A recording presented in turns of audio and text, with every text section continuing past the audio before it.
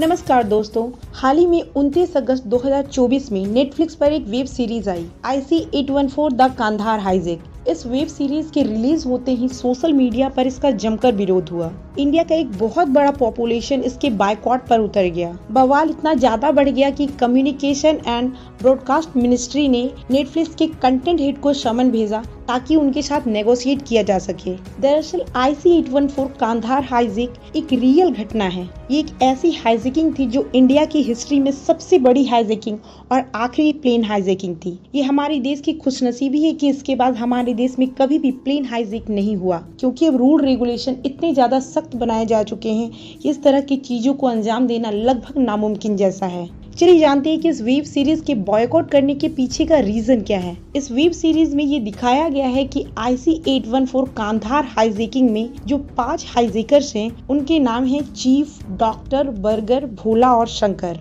और ये हम सब बखूबी जानते हैं कि हिंदू धर्म में भोला और शंकर नाम को बहुत ही ज्यादा पवित्र माना जाता है। और ऐसे में जब वेब सीरीज में 2 हाइजैकर्स के नाम भोला और शंकर बताए गए तो पूरा हिंदू समुदाय, यहाँ तक कि साधु संत भी इस सीरीज के बायकॉट पर उतर जाते हैं। अब IC-814 द कांधार हाइजैक से संबंधित कई तरह के सवाल हमारे मन में आते हैं। इस वेब सीरीज के अनुसार 5 हाइजैकर्स में से 2 के नाम भोला और शंकर हैं। इसका मतलब क्या समझा जाए कि ये हाइजैकर्स हिंदू धर्म से संबंधित हैं? और अगर ये हाइजैकर्स हिंदू धर्म से संबंधित नहीं हैं, तो फिर इनके नाम भोला और शंकर क्यों हैं? IC-814 द कांधार हाइजैक को भारत का सबसे बड़ा हाइजैकिंग क्यों कहा जाता है? प्लेन हाइजैक होने के बाद प्लेन को कहां ले जाया जाता है? क्या इस हाइजैकिंग के बाद प्लेन के पैसेंजर्स वापस अपने घर जा पाते हैं? तो चलिए फिर इस वीडियो को शुरू करते हैं और IC-814 the Kandahar hijack, Bharat की सबसे बड़ी और आखिरी हाइजैकिंग की पूरी सच्चाई जानते हैं।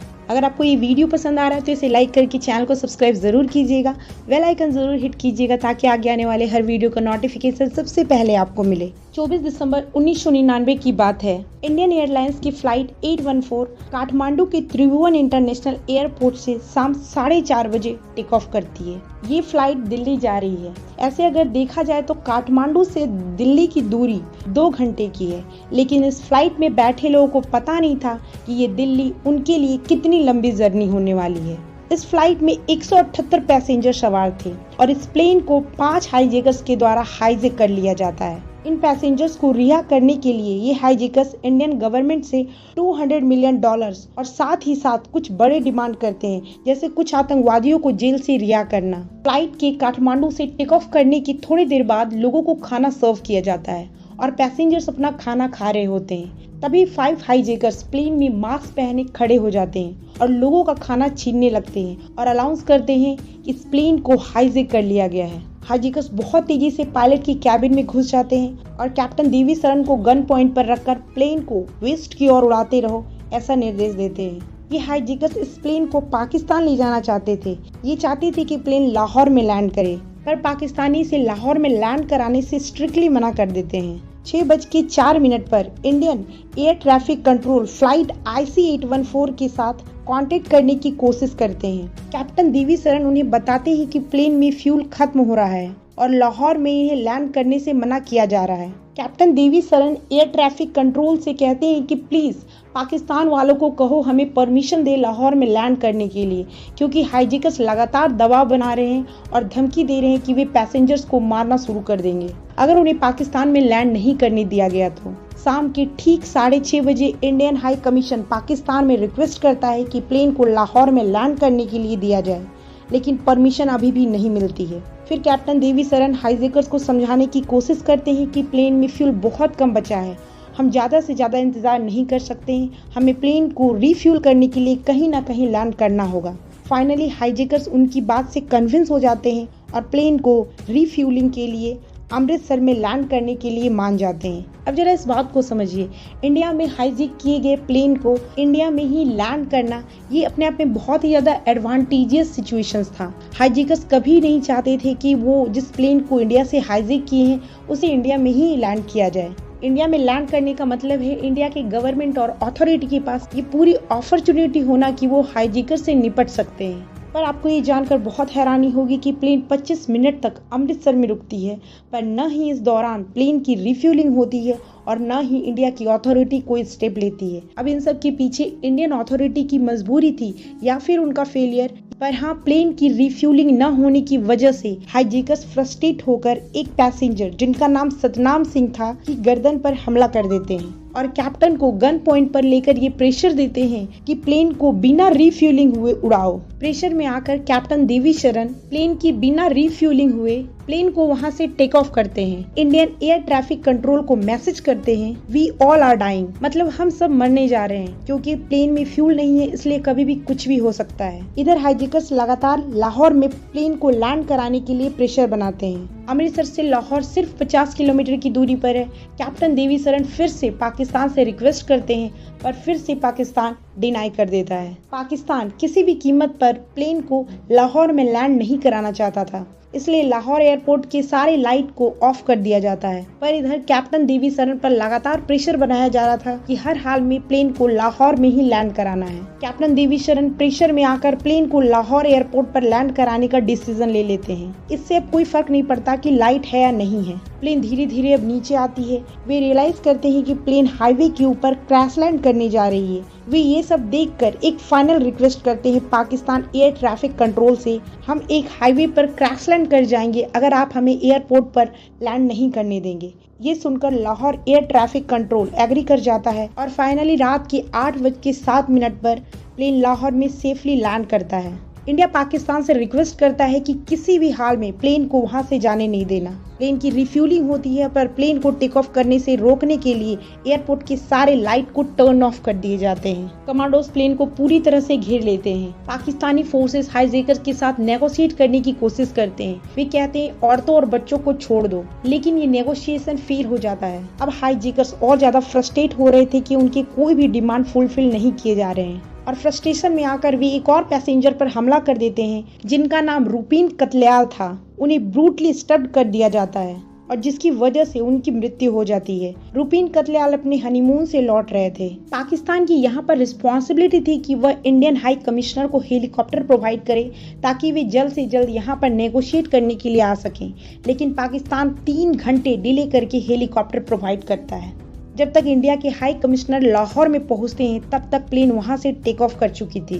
अब यहाँ पर पाकिस्तान को लेकर बहुत सारे क्वेश्चन उठते हैं। प्लेन का टेक ऑफ करना कैसे पॉसिबल हुआ अगर लाहौर एयरपोर्ट के सारे स्विच को टर्न ऑफ कर दिया गया था? पाकिस्तान ने 3 घंटे डिले करके हेलीकॉप्टर को क्यों भेजा?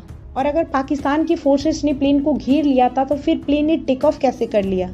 इस बारे में ज़्यादा इन्फॉर्मेशन तो मौजूद नहीं है, पर ये सारी चीज़ें किस और इशारा कर रही हैं ये तो अब आप लोग समझ ही रहे हैं और आगे चलकर आपको कुछ और भी ऐसे क्लू मिलेंगे जिससे बातें और भी ज़्यादा स्पष्ट होंगी। प्लेन को लाहौर से ओमान ले जाया जाता है। वहाँ उन्हें प्लेन को लैंड कराने के लिए इजाज़त नहीं मिलती है।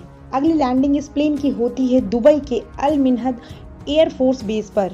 रात के 3 बजे दुबई में हाईजैकर्स के साथ स्ट्रॉन्ग नेगोशिएशन होता है। इस नेगोशिएशन में प्लेन में फ्यूल डालने के बदले उन्हें महिलाओं और बच्चों को रिलीज करने के लिए कहा जाता है। हाईजैकर्स इस एग्रीमेंट से एग्री करते हैं और 25 पैसेंजर को रिलीज कर देते हैं और रूपीन कतल्याल की डेड बॉडी भी यूएई की अथॉरिटी को सौंप देते हैं। इंडियन एयरलाइंस की एक स्पेशल रिलीफ एयरक्राफ्ट दुबई में बुलाया जाता है और वो इन पैसेंजर्स को ले जाकर वापस इंडिया छोड़कर आते हैं। उस समय के civil aviation minister Sharad Yadav इस फ्लाइट में प्रेजेंट होते हैं। वो पैसेंजर्स को घर पहुंचाने तक कंपनी दे रहे थे। अब एक दिन बीत चुका था। जो पैसेंजर्स प्लेन के अंदर थे उनकी सिचुएशन बहुत ज्यादा खराब हो रही थी। खाने और पानी की बहुत ज्यादा स्कार्सिटी है। टॉयलेट की स्थिति भी बहुत हद तक खराब हो चुकी है। प्लेन दुबई से टेक ऑफ करके अफगानिस्तान पहुंचता है। 26 दिसंबर 1999 सुबह 8 बजे प्लेन कांधार इंटरनेशनल एयरपोर्ट पर लैंड करता है। अफगानिस्तान में उस समय तालिबान का राज था। लैंडिंग के बाद वहां मौजूद तालिबान के अथॉरिटी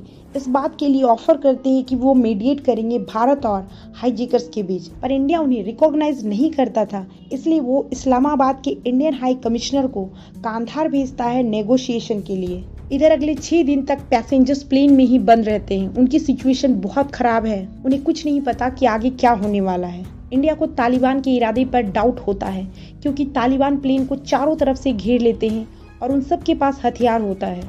तालिबान कहता है कि वे ऐसा इसलिए कर रहा है ताकि हाईजैकर्स कुछ भी गलत व्यवहार न कर सकें। ये बस हम सिक्योरिटी के लिए कर रहे हैं। पर इंडिया का मानना है कि तालिबान ने ऐसा इसलिए किया ताकि इंडिया अपनी तरफ से कोई भी मिलिट्री ऑपरेशन नहीं कर पाए। अजीत डोभाल का कहना है कि हाईजैकर्स को आईएसआई का एक्टिव सपोर्ट मिल रहा था और अजीत डोभाल ये भी कहते हैं कि अगर आईएसआई इन सब में इन्वॉल्व नहीं होता तो इंडिया हाईजैकिंग को रिजॉल्व कर पाती। कांधार में हाईजैकर्स अपनी डिमांड बताते हैं $200 मिलियन और साथ ही साथ 36 प्रिजनर्स को रिलीज करना। इसके अलावा वो हरकत उल मुजाहिदीन के फाउंडर सजाद अफगानी की डेड बॉडी मांगते हैं। ये डिमांड अपने आप में बहुत बड़ी थी। इतना सारा पैसा और इतने सारे प्रिजनर्स को रिलीज करना ये अपने आप में इम्पॉसिबल जैसा था। इधर इंडियन अथॉरिटी के ऊपर पैसेंजर्स की फैमिली लगातार प्रेशर बना रही थी उन्हें वापस लाने के लिए। एक्सटर्नल अफेयर मिनिस्टर के प्रेस कॉन्फ्रेंस में जाकर हंगामा करना, पीएम हाउस के बाहर प्रोटेस्ट करना, ये सब कुछ चल रहा था। 27 दिसंबर 1999 को इंडियन नेगोशिएटर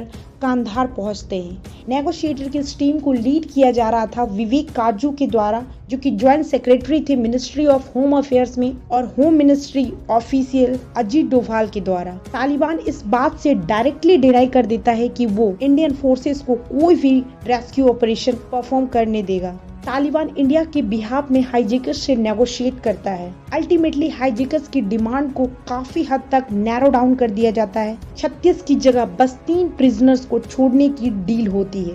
इस डिमांड को कम करने का क्रेडिट इंडियन नेगोशिएटर्स और तालिबान को दिया जाता है। 31 दिसंबर 1999 को हाईजैकर्स की डिमांड मान ली जाती है और 3 प्रिजनर्स को कांधार में रिलीज कर दिया जाता है और बदले में हाईजैकर्स प्लेन में बैठे पैसेंजर्स को रिलीज कर देते हैं। इस समय इंडियन टीम ने एक्सपेक्ट किया था कि हाईजैकर्स को तालिबान के द्वारा अरेस्ट कर लिया जाएगा, लेकिन ऐसा होता नहीं है। तालिबान का सुप्रीम लीडर एक और तालिबान के मेंबर के साथ हाईजैकर को और रिलीज टेररिस्ट को गाड़ी में बिठाकर पाकिस्तान के बॉर्डर की तरफ ले जाता है। अब ये तो बिल्कुल स्पष्ट है कि पाकिस्तान किस तरह से इस हाईजैकिंग में इन्वॉल्व था। एक और बात जो पाकिस्तान के इस हाईजैकिंग में इन्वॉल्वमेंट को दिखाता है वो ये है कि हाईजैकर्स ने जिन आतंकवादियों को रिहा करने की मांग की थी उनमें से 33 पाकिस्तानी थे। जिन पैसेंजर्स को दुबई में रिलीज किया गया था उन्होंने बताया कि इन हाईजैकर्स ने अपने कोड नेम रखे थे। चीफ, डॉक्टर, बर्गर, भोला और शंकर, ये इनके कोड नेम थे जिसका इस्तेमाल इन्होंने हाईजैकिंग के दौरान एक दूसरे को बुलाने के लिए रखा था। हालांकि जांच के बाद पता चला कि इनके असली नाम कुछ और ही था, जिनमें से इब्राहिम अख्तर जो अपने आप को चीफ कह के बुलाता था,